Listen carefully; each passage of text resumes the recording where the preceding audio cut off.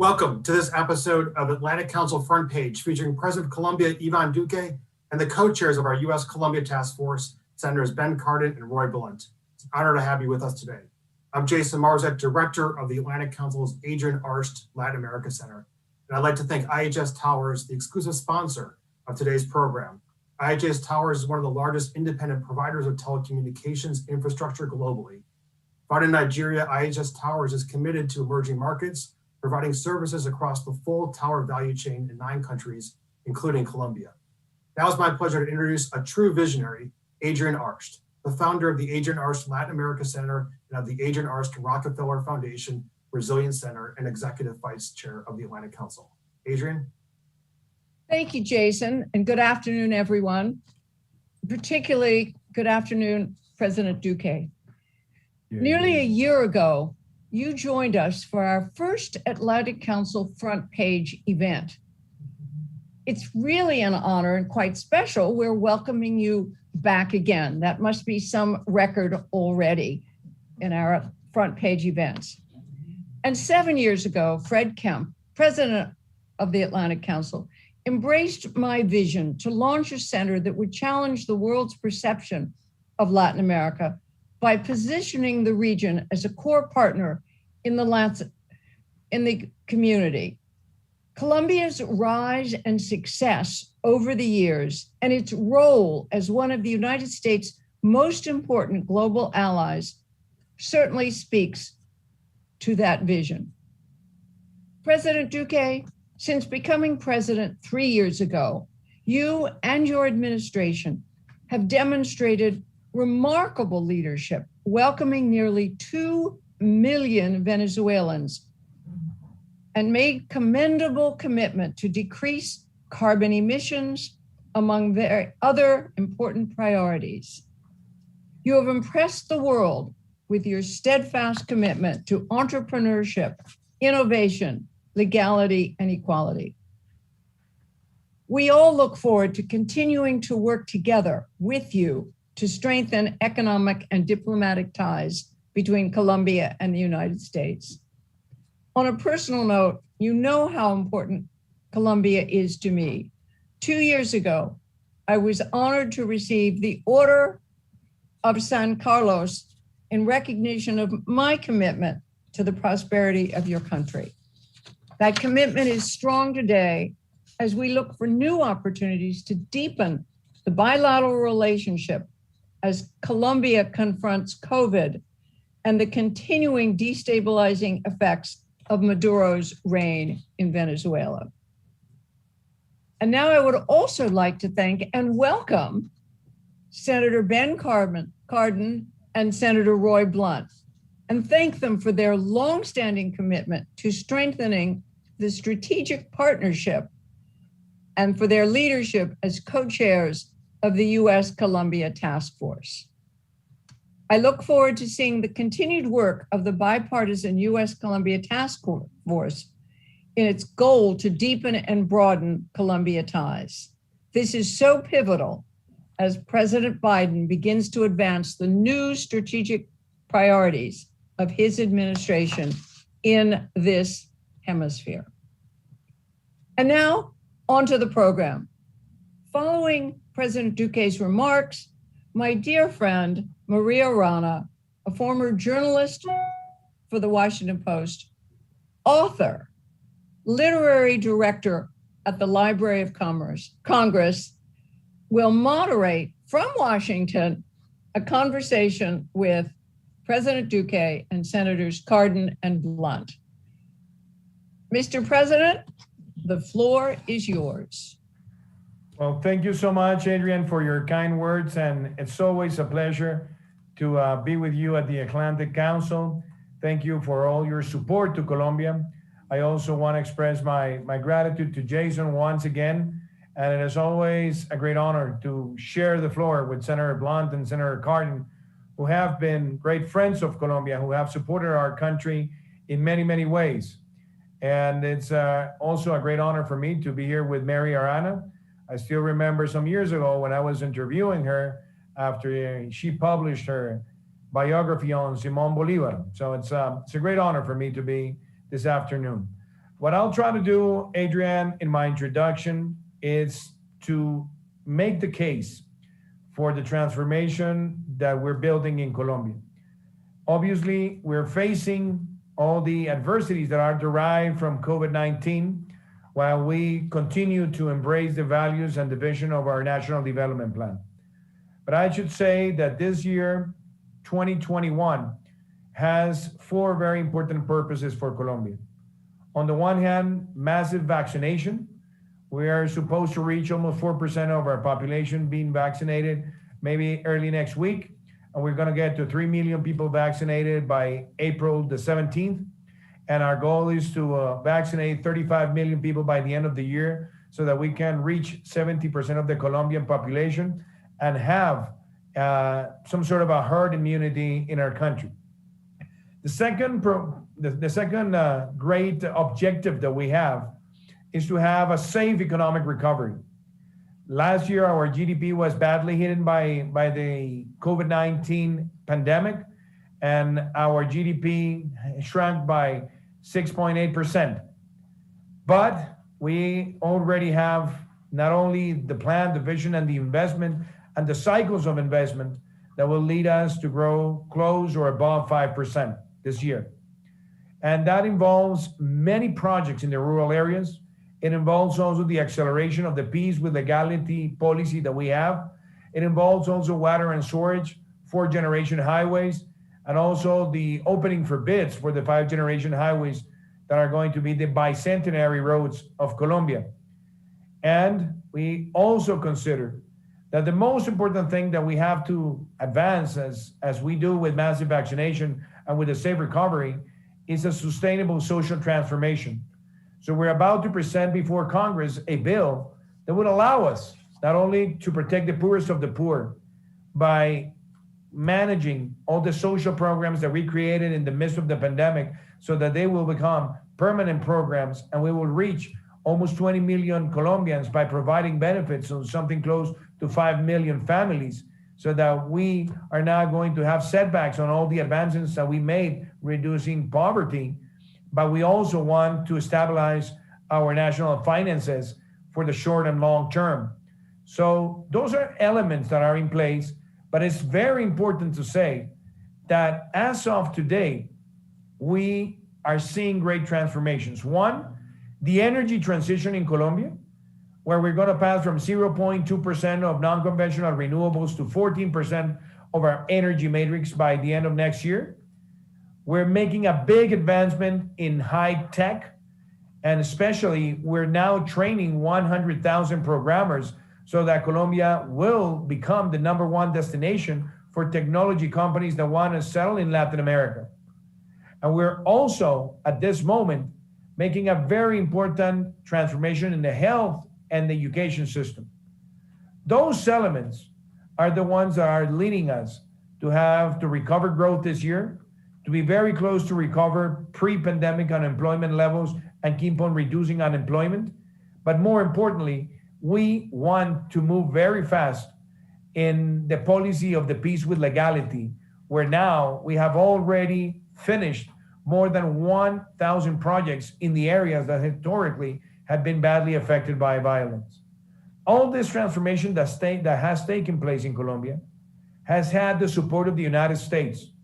And Senator Blunt and Senator Cardin, I should recognize always that the support that we have gotten from the United States has been bipartisan and has been bicameral. And I think Colombia represents maybe one of the most successful foreign policy programs that has been implemented with the United States, because it has been focused not only on security, but using trade to promote investment and generate jobs. And today, we got the accessibility of green peppers from Colombia to the United States that is going to generate a good amount of works and jobs in the rural areas of our nation. And we believe that now with President Biden, that bipartisan and bicameral support is going to be strengthened. And one of the issues where we want to strengthen the bilateral relationship is also connected to attending the humanitarian crisis in Venezuela that has generated the biggest migration crisis in the world today. And we decided to embrace this challenge with fraternity and with a humanitarian sentiment. And we have granted temporary protection status to 1.8 million migrants in Colombia that will have their migration card with all the biometric technology, so that we have all the right information to grant them rights, but at the same time to be able to connect with them and understand what their needs are, so that they can also benefit from programs such as the massive vaccination program. So we're working with the United States in this very important matter. And we also congratulate the United States for granting TPS to almost 400,000 Venezuelan citizens in US soil. But more importantly, next year, and I will finish with this, and this is something that I know Mary Arana would love, next year, we'll be celebrating 200 years of diplomatic relations between the United States and Colombia. It was President Monroe, who was better known as the last founding father by many historians, who recognized Colombia, and it was the first former Spanish colony to be recognized by the United States 200 years ago. And it was John Quincy Adams, who at the time was the Secretary of State. And the man who made this happen was a diplomat that was living in the United States of America. His name was Dr. Torres Trujillo, de Trujillo y Torres, Manuel de Trujillo y Torres. He was known at the time as the Colombian Franklin, and he passed away a few days after the recognition took place. 200 years where we have shared values and common objectives. And we consider that all the work that has been done with the Atlantic Council, and especially with the support of Senators Blunt and Cardin, we want to turn all the exercise that has been made in the last 3 years into a bilateral foreign policy plan that would cover almost a decade. A new joint action plan that we want to execute with the Biden administration. This could be a new chapter in the bilateral relations, and will pass from the idea of Plan Colombia to have a permanent bilateral program that is based on security, democratic values, trade, but also investment, and something that is very important, and is how we jointly are going to fight the crisis derived from climate change. So I consider that at this moment in time, there is a good momentum to strengthen the bilateral relationship between the United States and Colombia, keeping the great value of being a focus that comes from a bipartisan, bicameral, state-of-the-art policy. With that, I will leave that my introduction to have this dialogue. And once again, Jason, Adrian, and Senator Blunt and Cardin, it's a great honor for me to be back at the council and to work hand in hand with you so that this bilateral relationship keeps on strengthening. Thank you so much.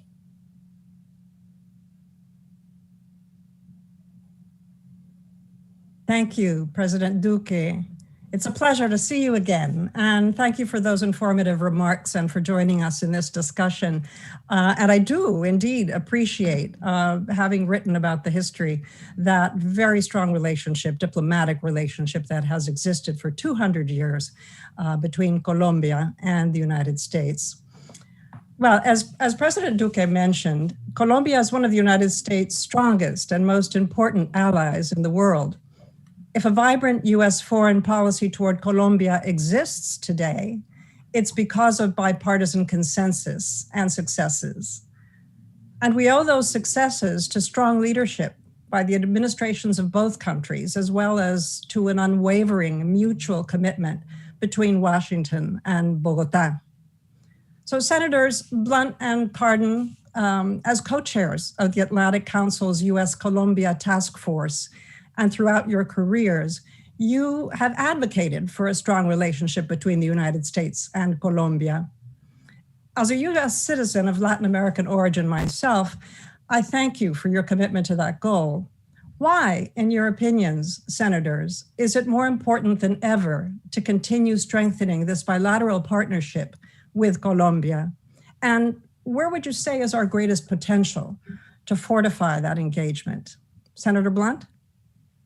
Well, Maria, thank you for being the moderator today, and thanks to the Atlantic Council, Jason's fine work there, and maybe most of all, thanks to Adrian Arsh for coming up with a concept that the Atlantic connects not only the northern hemisphere of the Western Hemisphere, but also the southern part, and we are neighbors, and treating this neighborhood in the way that the Adrian Arch Latin American Studies effort has allowed us to do, really important.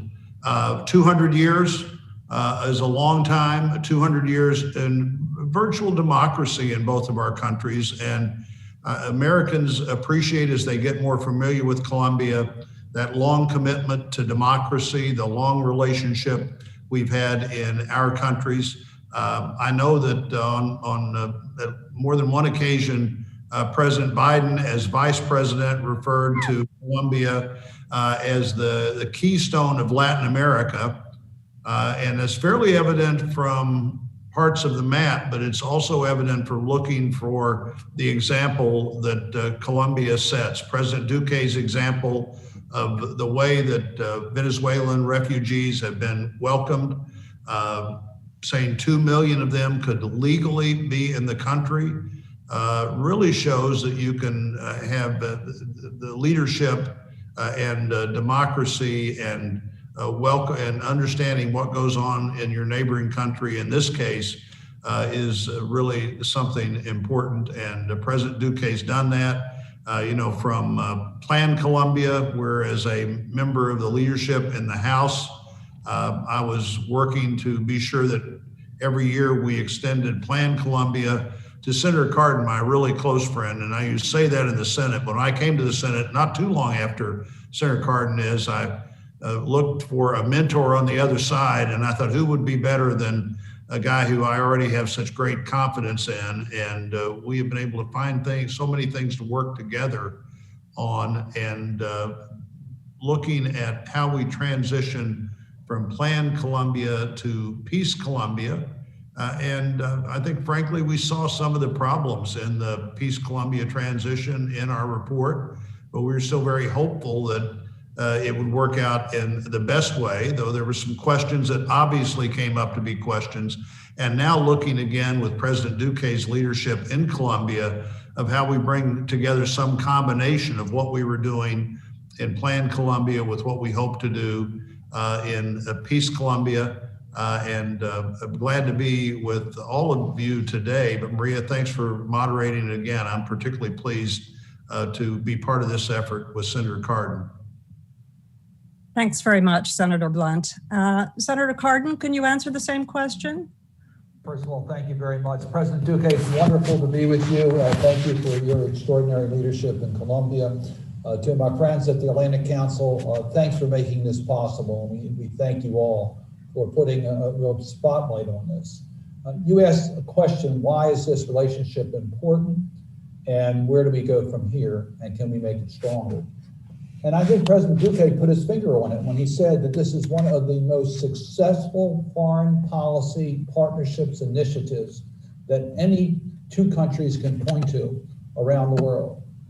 When we look at what we've been able to accomplish together over the past 20 years, it's with great pride. And we say that recognizing that we see backsliding on democratic institutions in far too many countries in our own hemisphere. But we see Colombia moving forward and strengthening its democratic institutions. It's the exact direction we want to see in our own hemisphere. So over the last 20 years, we've seen the homicide rate in Colombia drop by 60%, the lowest rate now since 45 years. The GDP has it's been tripled. The foreign direct investments almost tenfold as to what it was 20 years ago, the highest in Latin America. The poverty rate cut in less than half. And the list goes on and on that we point to with pride, with success. This partnership has worked in the best interest of Colombia and the United States. We have a partner in so many different issues, as the president has already indicated. We need now to go to the next level of our partnership. And the reason why we have to strengthen that partnership is that we still have challenges. Venezuela is a critical challenge for our hemisphere. How do we deal with solving that conflict? What do we do with the migration issues? We have the drug trafficking problems that we have to work together. We've got to strengthen our protections on human rights activists. We know we have those challenges. So we still have challenges. And we have to build the partnership to deal with those challenges in the same way we have in our partnership that's now been 20 years. I'm proud about this, important to the United States, important to Colombia, but we need to make sure we strengthen these ties. Thanks very much, Senator Cardin. Now let's turn to the situation with COVID and the vaccination and recovery period. Colombia was the first country in the Americas to receive vaccines from the UN-backed COVAX mechanism, a program meant to ensure the equitable distribution of immunization worldwide. It has also received vaccines from China. So far, the country has administered over 1 million doses to its people, and President Duque referred to that in his introductory remarks. President Duque, you hope to administer 200,000 doses a day in April. What can the United States do to help Colombia in this vaccine administration? And more generally, how can the US best partner with Colombia in its economic recovery, including advancing the technological capacities that are critical for Colombia's long-term competitiveness? Well, thank you so much, Mary, for your question. And let me begin by saying that where we stand right now with the COVID. So very important achievements during the last year. We got to double the amount of ICUs in Colombia. When the pandemic began, we had 5,300 ICUs in Colombia. Today, we have more than 11,400. And that has been a major achievement, even though that when the pandemic began, we had one of the highest levels of ICUs per 100,000 inhabitants in the region. Today, we are the leaders. We are with 21, and we are above most of the countries in Latin America in terms of ICUs per 100,000 inhabitants. When it comes to deaths per million people and cases per million people, we look today in a much better shape than other countries from the region and other countries from the world, even with countries that have high incomes per capita. We have now a 95% recovery rate of the people that have been affected by the virus. We have 2.1% active cases, and we have 2.5% a lethality rate from the people that have been affected by the virus. And it's important that we have tried to manage not only the attention on the healthcare system by expanding social programs, and we have been able to grant a non-conditional cash transfer to almost 3.4 million homes in Colombia. We have also provided what we call a give back tax from VAT. The families that are on the poorest of the poor, we have given back what they have paid on VAT tax, and that has become a very important social program. We have granted free university education for students that are in need. And we're covering almost 700,000 students. And we have also provided loan guarantees where we guarantee 90% of the loans for many companies. And we have been able to subsidize the payroll to almost 3.4 million workers to protect the employments in Colombia during this year. And we began the negotiations with a dual strategy 6 months ago, where we joined COVAX and we bought 20 million doses for 10 million people with COVAX because it had a limit of no more than 10% of the population. But we also made the bilateral agreements with pharmaceutical companies. We did it with Pfizer, we did it with Johnson & Johnson through Janssen, we did it with Moderna, we did it with AstraZeneca, and we also did it with Sinovac from China.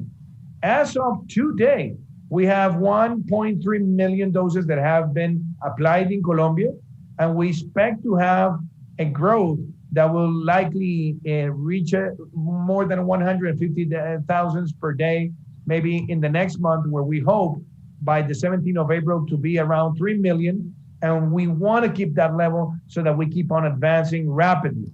So what can we do? And let me make some reflections on this.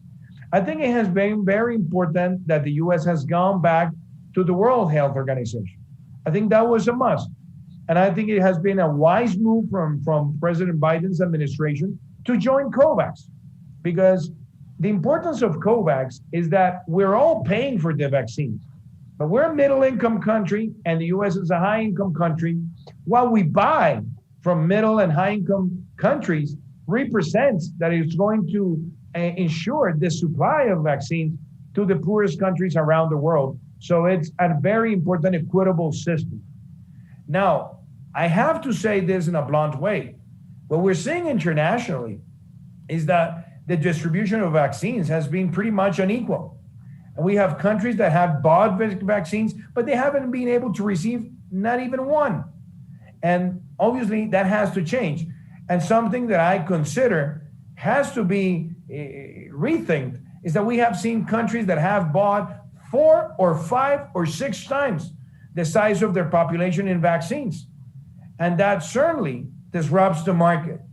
So it's very important that this is fixed to ensure that we can have a better supply. And definitely, I consider that since the US has become a leader in the production of vaccines, I think it's also a very important instrument of soft diplomacy that can be very well used with other countries around the world.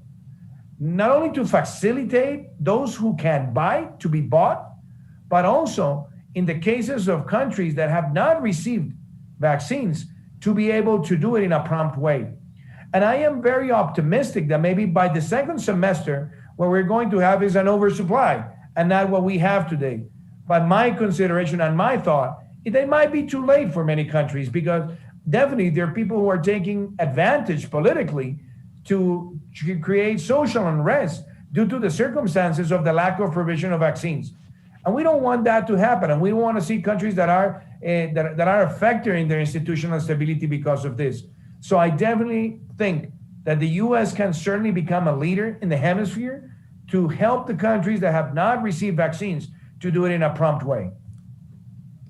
Thank you very much, President Duque. A very important question for sure. Senators Cardin and Blunt, I'd love for you to comment on this too, and if you would do so in brief comments, please.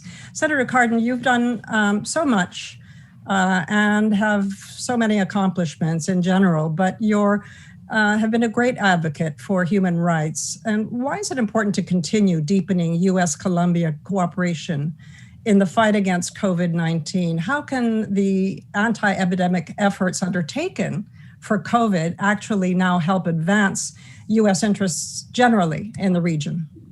Well, I think President Duque made a very strong case of why we have to be engaged internationally, not just in Colombia, but throughout the world. This is a global pandemic, and we're not going to be safe in our own country unless all countries are safe. I do want to acknowledge that Senator Roy Blunt's been one of our leaders in the United States Senate on healthcare issues here in the United States and around the world. We recognize that access to healthcare is critically important as far as quality of life, humanitarian issues, but also security issues. People can't get access to healthcare. It's going to make everything very vulnerable. So the fair distribution of the vaccine is critical in the United States, it's critical in Colombia, and it's critical globally. And that means we all need to be engaged. The United States needs to be in the leadership to make sure there is the fair supply to the countries around the world, that affordability is not an issue, that communities that have a hard time getting access to healthcare get that access. And we need to take direction in each individual country to responsible leaders. So in Colombia, we follow the recommendations of President Duque as to how we can help make sure his people are safe in getting the vaccine. Thank you, Senator Cardin. Senator Blunt, you were one of the main champions of the US-Colombia Trade Promotion Agreement, fighting tirelessly for the approval of that trade agreement a decade ago in 2011. This agreement, of course, is instrumental in the US and Colombia business and has led to increased cross-border communications and activity. How will the agreement contribute actually to the COVID-19 recovery? And why is it more important than ever to advocate its full implementation? Well, I'm an advocate of continued greater cooperation, greater investment between our countries. I was a major proponent of the trade agreement with Colombia when we did it. I'd say, first of all, the trade agreement had the Colombian economy in a better shape going into this COVID and border crisis than it would have been in otherwise. It's hard to imagine a country that's been more challenged by two bigger things happening at the same time than Colombia, and President Duque's leadership as he looked at both how to be sure that people have access to the vaccine, to look at the unbelievable cost to Colombia of people coming into the country, fleeing the repressive government and devastated economy in Venezuela. But we were in better shape with our Colombian economy that I'm proud to say I'm glad to be an advocate for and part of than we would have been otherwise. I think we still need to work on being sure we don't have obstacles. Some of those trade obstacles came up as we put tariffs on steel and other things around the world. I think we need to treat our great strategic partner, Colombia, at the highest level of equity as a great partner they are when those things came up. And in terms of the vaccine, it is destabilizing when people feel like somehow they don't have fair access to the vaccine. We need to do our best to be sure that we're assisting our friends in Colombia with vaccines that are available. 35 million vaccines, I think, is what President Duque said was the goal by the end of the year. And that will give a significant level of immunity, but not the full immunity that we need with even more vaccines available. What we don't want, frankly, or in my view, is we don't want other countries who don't have the friendly intentions that we have coming in and providing vaccines to Colombia. One, some of these countries never quite provide the vaccines that the initial discussion says they're going to provide. And two, it needlessly puts a foot in the door of a country that's dedicated to democracy, of a country that's really working to have the rule of law, help grow their economy. And we don't let the healthcare crisis create an open door for other countries that aren't nearly as interested in that as Colombia and the United States are. Thanks very much, Senator. We have actually very little time left, but I don't want to close this program without talking a little bit about Venezuela. President Duque, earlier this month, you signed a decree to grant temporary protected status for 10 years to all Venezuelans in Colombia. This is a humanitarian gesture on a massive scale. Colombia hosts the largest Venezuelan diaspora of over 1.7 million people, or 32% of the 5.4 million migrants and refugees from Venezuela in the world.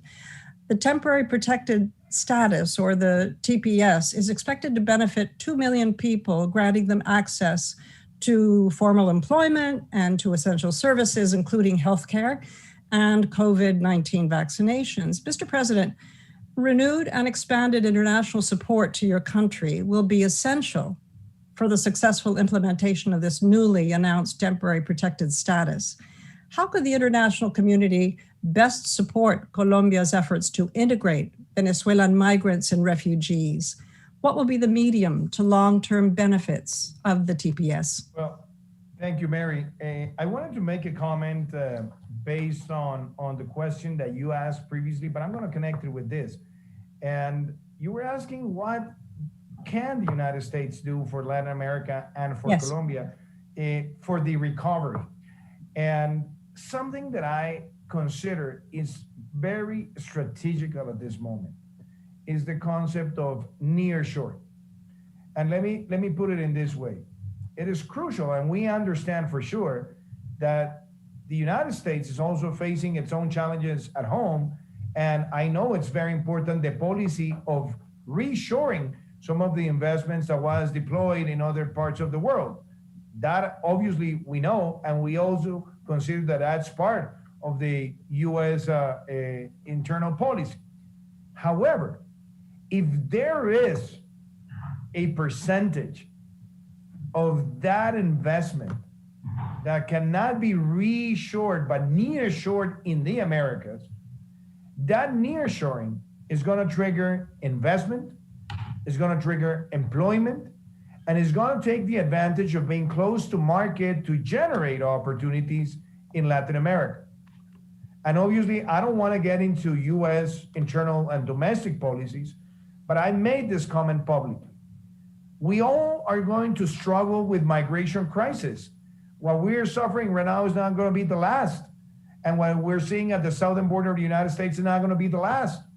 But if there is a strategical nearshoring of those investments in Latin America, it can be a way to contain massive migration to the United States. And I say this because many people want to cross the border and multiply their income by the exchange rate and send back money to their houses. Well, the same thing, we are living with that in Colombia because the minimum salary in Venezuela is $10, while in Colombia it's $300. So if you just cross the border, you're going to multiply by the exchange rate and be able to send money to buy food at home. At this moment in time, we are facing the worst migration crisis in the world. More than 6 million people have left Venezuela with hunger, with frozen bones, lacking health services. And we decided in Colombia, and this is not something that came just to my mind recently, I proposed it when I was a candidate. And I was also inspired by the figure of the TPS that the US has historically used. And I said to the Colombian people that we had to think on that. And we created a migration policy that we launched by the end of 2018. And we have been able to mature in such a way the idea of having a migration policy that today we are going to grant the TPS, and that TPS is going to allow people that already had short-term permits to have a long-term permit of 10 years, and they're going to get their TPS card with biometric information. But those who are informal have to register, and we're going to have the registry having the name, who they are, where they live, what conditions are they're suffering, and also we're going to be able to focus resources for them. But this also takes me to put the concept before your eyes that there was a report that came out a few weeks ago in the United States demonstrating that in the Syrian migration crisis, the whole international community, donor community, had provided more than $3,000 per migrant in the Syrian crisis, and $1.6 thousand when it was related to the South Sudan crisis. But when it comes to the Venezuelan crisis, what the world has been able to mobilize doesn't even get to $300 per migrant. And as of today, the United States has been the major donor for us to attend this circumstance. Obviously, Spain has supported us, Canada has supported us, but we definitely need to connect what has been pledged to the disbursements that are needed. And we consider that if we get to nearshore investments, that if we get to trigger the right conditions, we're going to be able to manage this crisis successfully. And actually, we have made very interesting economic analysis that at the end of the day, looking at this type of migration that is not short-term, we have to find through the regularization, the process where they can also contribute to the Colombian economy. But also looking at the long term, and I'll finish with this, the bond that has been created between Colombian and Venezuelan citizens. Once there is light at the end of the tunnel in Venezuela and there is a rebirth of democracy, those who will go back will never forget the bonds that they had created with Colombia. And this can become the engine of social and economic transformation in the years to come for both nations. Those are very great points. Thank you, President Duque. And Senators Blunt and Cardin, following on the same question, would you please comment, and briefly too, because we are wrapping up with this, that although international assistance is critical to the general well-being of the region, the current response to the Venezuela crisis remains insufficient. I think, as President Duque has just said, with those 2020 figures that have host countries receiving $265 in funding for each Venezuelan migrant and refugee, but over 10 times less than the $3,150 that President Duque mentioned that the Syrian migrant refugees received. what additional steps should be taken by the U.S. and the international community to help Colombia resolve this terrible crisis of migration? Senator Blunt?